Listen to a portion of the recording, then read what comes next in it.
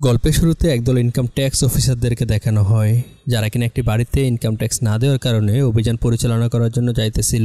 অন্যদিকে সেই লোকটি যখন জানতে পারে যে ইনকাম ট্যাক্সের লোকেরা তার বাড়িতে আসতেছে রেড দিতে, আর এই কারণে তারা যখন তার বাড়িতে আসে সে তাদের বাড়ির পাহারাদারদেরকে দিয়ে তাদেরকে আতঙ্কিত করতে ফাঁকা গুলি চালানোর নির্দেশ দেয়, যাতে করে তারা ভয়ে ভিতরে প্রবেশ করতে না পারে। সেখানে সবাই গুলির শব্দে আতঙ্কিত হয়ে যায় এবং ভয়ে এদিক সেদিক দৌড়াতে থাকে। তারা কিছু বুঝে ওঠার আগে সেই লোকটি তার সমস্ত টাকা পয়সা, সোনালঙ্কার, জমি জমার কাগজপত্র সেখান থেকে ট্রাকের মাধ্যমে অন্যত্র সরিয়ে ফেলে। তারপর ট্যাক্সের লোকেদের ওপর আক্রমণ করার জন্য তাদের লোকদেরকে লেলিয়ে দেয়। ট্যাক্সের লোকেরা তাদের দাওয়া খেয়ে সেখান থেকে কোনো রকম করে পালিয়ে যায়। তারপর তারা সেই সমস্ত ট্রাক ভর্তি টাকা পয়সা নিয়ে অন্যত্র কোথাও যাচ্ছিল। মাঝপথে হঠাৎ কেউ একজন তাদের গাড়ির গতিরোধ করে। তিনি ছিলেন আজকের এই গল্পের মেন চরিত্র পট্টনায়ক, যিনি একজন সৎ রাজস্ব কর্মকর্তা, যিনি এ পর্যন্ত তার অভিযানে 4200 কোটি টাকারও বেশি জব্দ করেছেন। এটা ছিল তার 75তম অভিযান। সে গাড়িগুলোকে আটকায় এবং সে ব্যক্তিকে আটক করে সে অফিসে নিয়ে যায় এবং তাকে 10 কোটি টাকা ট্যাক্স দিতে বলে। কিন্তু আশ্চর্যজনকভাবে সেই লোকটি অল্প কিছু সময়ের মধ্যেই 10 কোটি টাকা এনে পরিশোধ করে দেয়। আসলে লোকটি টাকা এনেছিল প্রভাবশালী রাজনীতিবিদ দাদাভাইয়ের কাছ থেকে, আর এই কারণে তার একটু দাদাভাইয়ের প্রতি সন্দেহ লাগে। আসলে সে সমস্ত সম্পত্তি ছিল দাদাভাইয়েরই, আর সে ছিল দাদাভাইয়েরই লোক। দাদাভাই হাজার হাজার কোটি টাকার মালিক, কিন্তু এটা কেউই জানতো না। দাদাভাই একসময় একটা ছোট্ট দোকানের মালিক ছিল। সে বুঝতে পেরেছিল যে জুতার দোকান দিয়ে সে হয়তো হাজার হাজার কোটি টাকা ইনকাম করতে পারবে না, আর এই কারণে সে একটু চালাকি করে মানুষের ইমোশন নিয়ে খেলা শুরু করে। প্রথমে সে তার ইনকাম হতো আর নাই হতো সে প্রত্যেক দিন গরিব মানুষদেরকে ফ্রি খাওয়াতো।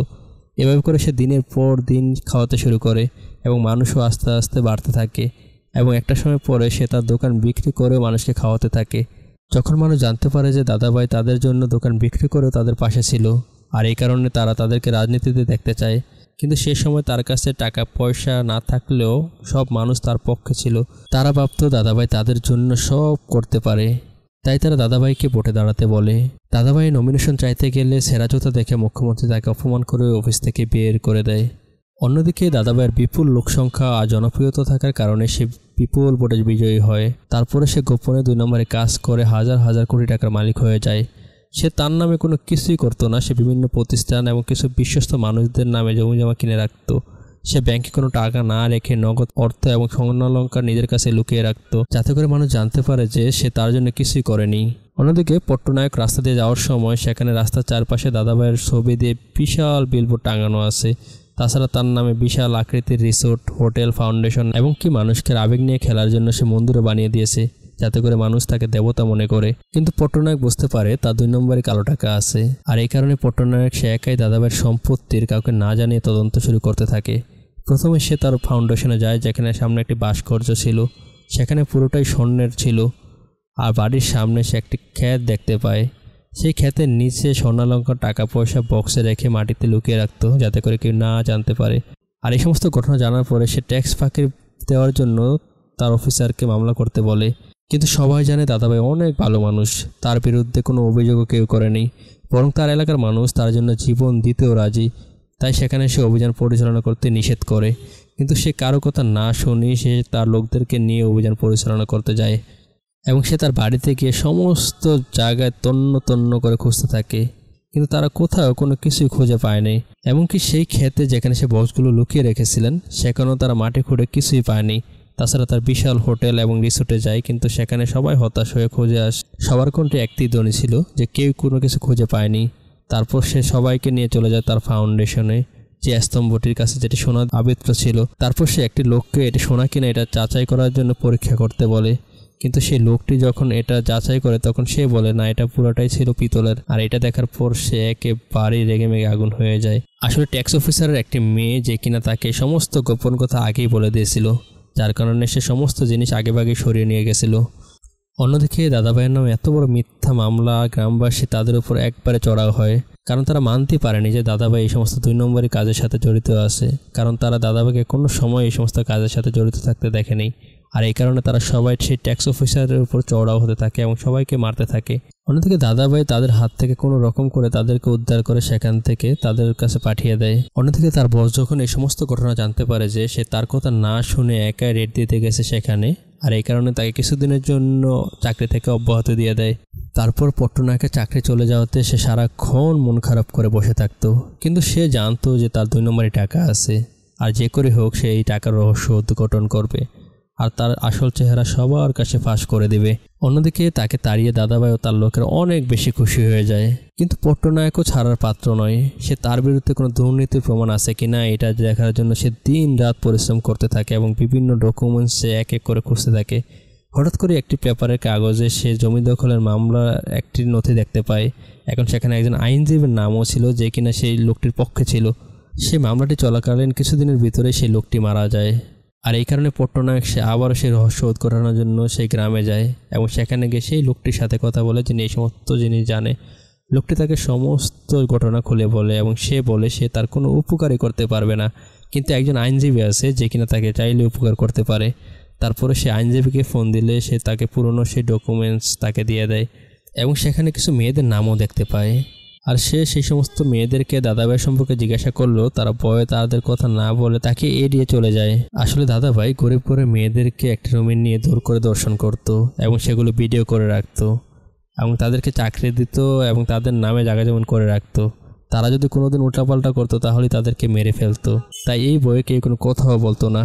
তারপর সে পুরনো মামলাটি লড়তে একজন আইনজীবীর কাছে যায়, কিন্তু সে আইনজীবীকে সে টাকা দিল, সে আইনজীবী তার কোনো কথাই পাত্র না। দিকে সে পট্টনায়কের কাছে যেহেতু তার সমস্ত ডকুমেন্টস আছে, আর এই কারণে সে তাকে ফোন দেয় এবং বলে আজ থেকে তার সাথে এক ভয়ঙ্কর লেভেলের খেলায় সে জড়িয়ে যাবে এবং তার সমস্ত 2 নম্বরের টাকা সে উদ্ধার করবে, আর তার এত সুন্দর চেহারা আড়ালে ভয়ঙ্কর চেহারা সে সবার সামনে ফাঁস করে দেবে। অনুপস্থিতিতে সেখানে আরেকজন ট্যাক্স অফিসারকে সে সেখানে পাঠায়, আর সেই লোকটি ছিল মারাত্মক লেভেলের ফানি। সে সবাইকে বলে যে ঘুষ খেতে, কারণ সরকার তাদেরকে চাকরি দিয়েছে, আর যেই কারণে সরকারে যতক্ষণ চাকরি করবে ততক্ষণ সে কাজ করবে, আর যতক্ষণ তার ডিউটি শেষ তখন সে তার সমস্ত ইলিগেল কাজগুলো সে করবে এবং সে সবাইকে এই সমস্ত কাজও করতে বলে। আর এই কারণে সে প্রথমে সে দাদাভাইয়ের কাছে যায় এবং তাদেরকে সমস্ত জিনিস পুষিয়ে বলে এবং তাদের সমস্ত জিনিস নিয়ে আশ্বস্ত হতে বলে, আর এতে করে সেই দাদাভাই অনেক হাফ ছেড়ে বেঁচে যায়। কিন্তু দাদাভাই এটা বুঝতে পারেনি যে তার কারণে তার সমস্ত রাজ্য ধ্বংস হয়ে যাবে। তারপর পট্টনায়ক সে রেজিস্ট্রি অফিসে সে মেয়েটিকে সে ডাক দেয় এবং সে বলে সে এই সমস্ত কিছু জানে কিনা। তখন সে রেজিস্ট্রি অফিসের একটি মেয়ে যে কিনা আগেই নজর রেখেছিল এবং সেখানে যারা মাঠে কাজ করে তাদেরকে জিজ্ঞাসা করে যে এই রোড দিয়ে কোনো গাড়ি গেছে কিনা। তখন সেই লোকগুলো তারা বলে যে তারা যখন কাজ করতেছিল ঠিক সেই সময় কয়েকটি গরু গাড়ি এই রোড দিয়ে সেখানে একটি প্রসাদে গেছে, আর এই কারণে তাদের একটু সন্দেহ লাগে, কাজেই তারা সেই প্রসাদে অভিযান পরিচালনা করে।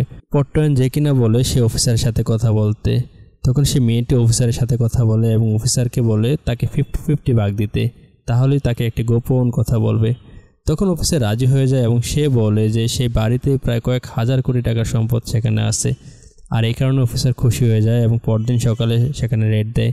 প্রথমে তারা সেই বাড়িতে যায় এবং বাড়িতে গিয়ে মালিকদেরকে জিজ্ঞাসা করতে থাকে এবং তারা যখন ঘরটি খোলে তখন দেখে আলমারির ভিতরে কয়েক হাজার কোটি নগদ অর্থ, আর এটা দেখে একবার মাথায় আকাশ ভেঙে পড়ে এবং তাদেরকে অন্য টাকার খোঁজ দিতে বলে। প্রথমে তারা সেই টাকার খোঁজ দিতে চাচ্ছিল না, পরবর্তীতে সেই লোকটি যখন বলে সে দাদাভাইয়েরই লোক তখন সে তার কথা বিশ্বাস করে, তার সমস্ত কালো টাকা কোথায় রেখেছে এটা জানিয়ে দেয়। যেখানে খড়ের ভিতরে সেইগুলো টাকা লুকিয়ে রেখেছিল, কয়েক হাজার কোটি নগদ অর্থ টাকা দেখে তারা একেবারে চোখ স্ফুটিত হয়ে যায়। আর এই সমস্ত ঘটনা সেই পট্টনায়ক দূর থেকে দেখতেছিল এবং সে তাকে ফোন দেয় এবং বলে সে তাকে বলেছিল যে তাকে আর সুখে থাকতে দিবে না। তাই দাদাভাই রাগ করে সে ট্যাক্স অফিসারকে ফোন দেয় এবং সে তাকে তাড়াতাড়ি তার বাসায় আসতে বলে। সে যখন তার বাসায় আসে এবং সে তার পা ধরে মাপ চেয়ে বসে এবং সে বলে সরি ভাই, আমি এটা বুঝতে পারি নাই, এই সমস্ত টাকা যে আপনার ছিল তা আমি জানতাম না, আর আমি যত দ্রুত সম্ভব আমি সেই সমস্ত টাকা সেখান থেকে উদ্ধার করার চেষ্টা করব। তারপর সে বলে সেখানে অন্য একটি বাড়িতে রেট দিবে, কাজে সেখানে যদি কোনো টাকা থাকে তাহলে সেখান থেকে টাকা নিয়ে আসতে বলে। তারপর সেখানে সত্যিই টাকা ছিল, আর এই কারণে তার লোকরা যখন সেখানে টাকা আনতে যায় ঠিক সেই সময় সেখানে সেই ট্যাক্স অফিসার লোকেরাও চলে যায় আর তাদের কাছে সমস্ত টাকা পয়সা তারা নিয়ে নেয়। এটা যখন সেই দাদাভাই জানতে পারে তখন তার মাথায় একেবারে আগুন হয়ে যায়। তখন সে খুঁজতে থাকে কে তাদেরকে এই সমস্ত সোর্স দেয়। তারপর সে উকিলকে সে টার্গেট করে এবং সে উকিলকে বলে একটি জায়গায় তাদেরকে দেখা করতে। সে উকিল যখন সেখানে আসে সেই ট্যাক্স অফিসার লোকদেরকে নিয়ে সেখানে আসে তাকে ধরার জন্য, কিন্তু সে বুঝতে পারেনি সে তাদের জন্য একটি ফাঁদ পেতেছে। দাদাভাই দূর থেকে এই সমস্ত ঘটনা দেখতেছিল।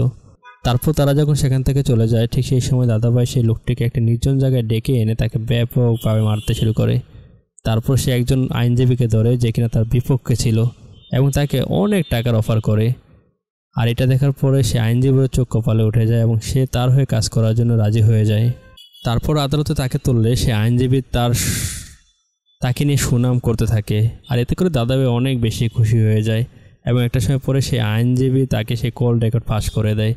আর এটা শোনার পর তার পক্ষে অন্য এক আইনজীবী তার অবজেকশন দেয় এবং সেখানে আদালতকে স্থগিত থাকতে বলে। তখন আদালত তাকে বলে যে সশরীরে যে এই সমস্ত কিছু ঘটনা দেখেছে তাকে প্রমাণ করতে। ঠিক সেই সময় সেখানে পট্টনায়ক চলে আসে আর কিছুদিনের জন্য আদালত স্থগিত করে দেয়। অন্যদিকে সে পট্টনায়ক সে অফিসে যায় এবং তাকে বলে সে সমস্ত কালো টাকা সে এক এক করে বের করে দেবে আর দয়া করে তাকে সে চাকরিটি আবার ফিরিয়ে দিতে। তখন অফিসারটি বলে সে যদি এই সমস্ত কাজে আবার ব্যর্থ হয় তাহলে তার চাকরি আর কোনো দিনও পাবে না।